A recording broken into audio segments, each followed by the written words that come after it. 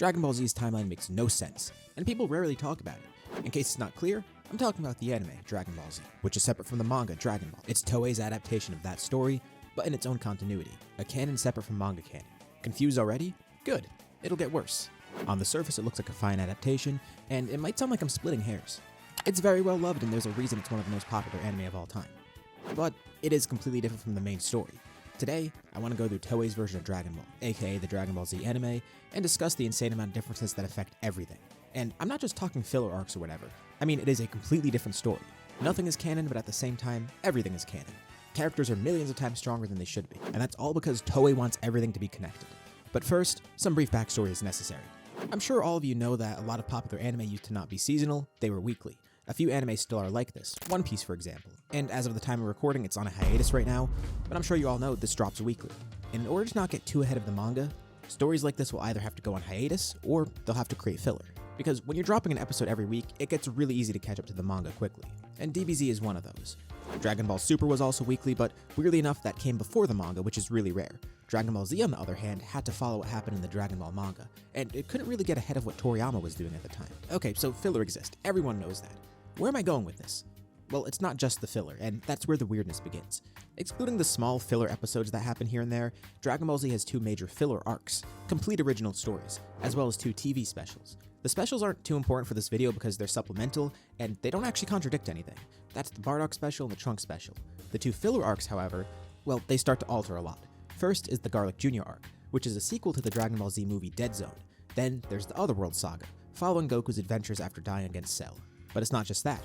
Beyond filler, Dragon Ball Z is unique because it has a lot of movies, and granted, a lot of anime get movie adaptations too. But Dragon Ball Z has 15 to be exact. The original 13 Dragon Ball Z films, then Battle of Gods and Resurrection F, which we'll get to later, but technically are still part of Dragon Ball Z.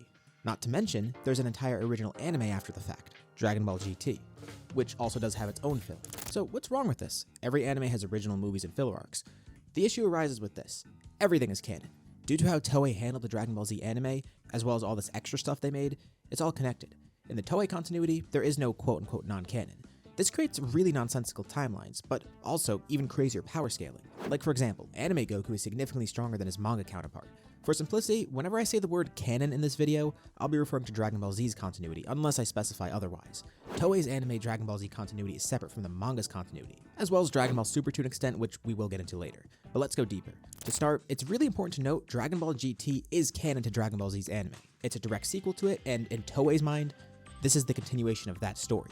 It might seem backwards to mention it first, but the context is important. The two are directly connected, which might sound weird to say because usually everyone defaults to calling the story non-canon, and that's true. It doesn't apply to Toriyama's manga story. But for the DBZ anime, it is a direct sequel. But let's go into the movies now. So there are actually 3 Dragon Ball movies before Dragon Ball Z. Curse of the Blood Rubies, Sleeping Princess and Devil's Castle, and Mystical Adventure, which aren't too important to cover here because they're kind of just retellings in their own way. There are some differences with the main story, but unlike the Dragon Ball Z movies, they actually really don't mess up anything in the timeline like we're going to do with the rest of this video. The same goes for Path to Power, which is a retelling of the original series, and something that dropped after the 13 Dragon Ball Z movies. So we'll be ignoring those first 3 movies as well as Path to Power. They actually kind of stand on their own. The Dragon Ball Z movies, on the other hand, well, let's start with Dead Zone. So this story is very obviously connected to the Dragon Ball Z anime because Garlic Jr.'s existence in the anime alone proves this movie's canon by default, because it's literally just a sequel to that movie. This movie on its own actually doesn't mess up the timeline too much and fits in pretty well because it takes place in the time skip between the 23rd World Tournament and the Saiyan saga. The Garlic Jr. arc in the anime, on the other hand, does mess up some things, which we'll get into later on. I'm just trying to get the easy stuff out of the way first. Cooler's Revenge is something else that we could fit in here that actually fits into the timeline pretty well. I'm sure if you're familiar with my videos or just Dragon Ball trivia in general, you've heard of Daizenshu, which is basically a series of guidebooks for Dragon Ball, with Daizenshu 7 being one of the most prominent ones. In this guidebook, there's a timeline that lists all of the events in the story, and in this timeline, Dead Zone and Cooler's Revenge are included. Now, these guidebooks weren't made solely by Toei, they were just made in collaboration with Toei. I think it still is worth mentioning that timeline, but we know by default Toei does consider Garlic Jr. part of the story because, well, the filler arc. And as for Cooler, he actually does show up in GT, albeit just as a cameo, but since GT is Toei's creation, this is kind of proof alone that Toei considers Cooler as part of that story. And by extension, that makes the Metal Cooler movie part of it by default, since any guide referencing Cooler also acknowledges that those 2 movies are connected, and, I mean, obviously, it's a sequel to that movie. Plus, we know the Bardock special is undoubtedly part of that story too. It's even briefly acknowledged in the manga, but in terms of the anime, the entire Bardock special is part of it, and the reason I bring that up is because that special also directly connects to Cooler. since the Cooler movie begins with Bardock's death, with Cooler watching Goku get sent away. So Dead Zone doesn't really contradict anything, and the Cooler movies have some weird things, but otherwise, they fit kind of well into the story. Although the bar is in hell because the stuff that we're about to cover doesn't really fit as well. But let's keep it simple for now, and go to movie 13, Wrath of the Dragon. Now, this movie actually does kind of fit into the timeline with no issues, and it doesn't really contradict much. But there's one really weird thing about it that doesn't make any sense. So this movie kind of implies that Future Trunks got a sword from Tapion. I used to think, okay, wait, maybe this is just trying to make parallels with Future Trunks, because that's the only thing that makes sense. But weirdly enough, one of the movie guides does directly say that Tapion's sword is the same one Future Trunks uses. And that's like really nonsensical because it either implies the Wrath of the Dragon happened in the future timeline, or things go to shit after this and present Trunks has to go to the past. Don't break your brain thinking about it. Clearly not much thought was put into this. But disregarding that, we see the Dragon Fist later used in GT, and that originated from this movie. So this story fits in pretty well, and it's referenced in GT, so GT kind of places it into this timeline. But it's not just these movies that are part of this canon. All of the others are too. One of the weirdest connections is through Icarus, Gohan's pet dragon. Why is he important? Well, he breaks the canon even more. He shows up a couple times in anime filler and is even mentioned all the way in the Buu saga later on. The issue with him is that he's introduced in Tree of Might and shows up after that. By default, him existing in the anime makes Tree of Might part of the story too. He's not reintroduced or introduces a new character, it's just kind of assumed that the viewer already knows who he is when he reappears. Meaning you'd have to watch Tree of Might, which makes no sense because that takes place after the Saiyan saga but before Goku turns Super Saiyan against Frieza. But in the film, we see that Goku's friends are all alive. Piccolo, Tien, Yamcha, and Chaozu are all present there. Not to mention, one of Toei's guides about Tree of Might references Dead Zone. Those two movies are connected. And even though this is a looser connection, a few guides from movie 8, the first Broly movie, they reference Turles when covering all the other Saiyans. So Tree of Might is directly connected to Dragon Ball Z filler, as well as Dead Zone, and Broly, with one of these guides covering Turles also referencing Android 13 and Cooler on top of Turles. So what do we have now? Dead Zone, Tree of Might, both Cooler movies, and Wrath of the Dragon are part of this story. Some of these fit in kind of okay, and while they mess up power scaling a ton, they don't contradict too much of the story. Tree of Might, on the other hand, starts to break things. But what about the other movies? There's a ton of contradictions against the main story, so surely those movies can't all be canon here, right? Apparently they can be. That's all because of Fusion Reborn. First off, it directly connects to the Otherworld saga in the anime. Pikkon being there shows this. And you might think, okay, just because it connects to that arc doesn't mean it's part of the anime. But we've already established that those other movies are. And according to another guide that has a timeline for Fusion Reborn, all of the other movies happened before Fusion Reborn. And we see a lot of villain cameos in that movie too. This movie's kind of the glue that connects everything together. Plus, Fusion Reborn does connect to GT because Vegeta shows he already knows the fusion dance there. And there could be other explanations for this, but knowing that the other movies are canon, the simplest answer is that Fusion Reborn happened here, and that's how Vegeta knows the dance. And we've already established GT is a direct sequel to Z, so with all the connections I mentioned, it's pretty safe to say Fusion Reborn is part of Toei's timeline. And that movie doesn't really fit at all, because first of all, Gohan already has Ultimate, Gotenks exist, which means Goten and Trunks learn fusion, and Buu is already stated to be defeated. But Goku and Vegeta are both dead. The only way this works is if Majin and Vegeta actually killed Buu, and both Goku and Vegeta stayed dead. But Goku spent his remaining time to teach fusion to Goten and Trunks, and Gohan stayed with Shin and Kibito and got the ultimate ritual done on him. It's really weird. And even if you try to fit it like that, it still doesn't make sense because Buu's defeated, Goku and Vegeta are dead. That didn't happen in the main story, and then Wrath of the Dragon happens later on where, well, the Buu saga basically happened like normal there, I guess. You see what I mean? This is all kind of just breaking the story. And with Fusion Reborn being part of it, that makes every other movie part of the story since they're referenced there. On the cover of the movie, you can see Cooler and Lord Slug. Bojack and some of his crew also have a cameo in this movie. Also, you see some characters from Cooler's movie, Slug's movie, Turles' movie. Even Paragus has a cameo. There's also some others we haven't covered yet, like World's Strongest, Lord Slug, Android 13, Bojack, and of course the Broly movies. Those are all connected too. How do they fit in? Bojack sort of fits into the timeline already, and with it being referenced in Fusion Reborn, that's easy.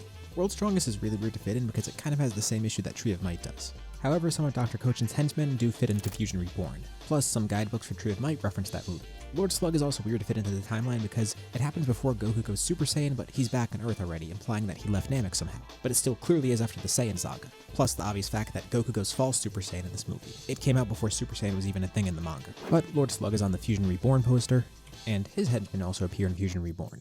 Broly's the big one, literally and figuratively. And Broly's also the only one that's a trilogy, so that's 3 movies to fit in. For the first movie, it's pretty widely accepted that this just happened between the 10 days before the Cell games. Although it does contradict that story, but clearly with everything we've covered already, Broly is connected to the other movies. Second Coming actually happens right before the Buu saga starts, so it doesn't contradict too much, and for Bio Broly, that happens right after the 25th World Tournament. As for Android 13, it's pretty weird to fit in because it happens after 17 and 18 were activated, and after Gero died. but future Trunks is also still in the present timeline with Goku and Vegeta here. So outside of BoJack, pretty much everything I just listed has some sort of contradiction with the main series. So what's with all these contradictions? Well, one popular fan theory is that these movies take place in alternate timelines and kind of serve as what-if scenarios, which I should know about, that's my whole channel. That also explains why there's so many contradictions, because these are parallel timelines. That would make sense if Toei didn't try to force them to fit together and into the anime's canon. Because of all the stuff I went over, all the movies are kind of made to try and fit into there. Toei made it needlessly convoluted by forcing a connection between everything. And you know what makes it even worse? After the 13 Dragon Ball Z movies we covered, there's more. I mean, it goes without saying that GT happens after Z, and in terms of Z's anime, GT is a direct continuation of that, no doubt connected to the Dragon Ball Z anime and all the movies. We have referenced it here a couple times after all. But there's a really weird timeline that a lot of people bring up. It's made by Shueisha though. I still feel like it's worth covering though, because I know someone's gonna bring it up if I don't. Not to mention, even though this is Shueisha's timeline, I think it's important to recognize that Toei is not the only one that tries to make things convoluted. So this timeline shows everything from the beginning of Dragon Ball up until the end of GT. So by default, with everything we've established, GT being part of this timeline puts all the movies as part of it too. But the weird thing is, this timeline also shows that Battle of Gods happened. These movies did drop under the Dragon Ball Z name, of course many years after the original Dragon Ball Z films dropped. For reference, the last DBZ film to drop was in 1995, that was Wrath of the Dragon.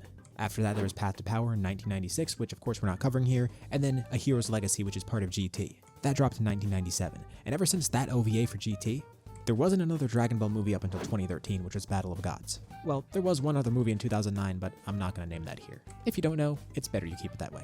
But yeah, even despite that distance, it was still dropped under the DBZ name because Dragon Ball Super wasn't a thing yet. And then of course in 2015, the last Dragon Ball Z movie dropped, Resurrection F. While the Dragon Ball Super anime did retell these stories, these movies are separate, and they do have some differences from the anime. So that makes things even weirder, because if Shueisha thinks that Battle of Gods connects to GT, then somehow Beerus and the two god forms should be present, because not only would Battle of Gods be part of that, but Resurrection F is a direct sequel to Battle of Gods. And it's not a vague sequel like all the other movies where they're just kind of interconnected, these ones are directly and overtly connected. Resurrection F is a sequel to Battle of Gods in the same way that Broly's Second Coming is a sequel to the first Broly movie. So would that make Dragon Ball Super part of this canon too? Well, if that timeline is accurate, technically part of Dragon Ball Super should connect to it too, because there still were two other movies after this, Broly and Superhero, which are Dragon Ball Super films. And they do connect to Battle of Gods and Resurrection F, specifically the movies, not the anime or manga versions. I'm going to make a video about all the weird Dragon Ball Super timelines later because that has its own contradictions, but let's start with this for now. While we don't see the other Dragon Ball Super arcs in the movies, the Tournament of Power is directly referenced in each film.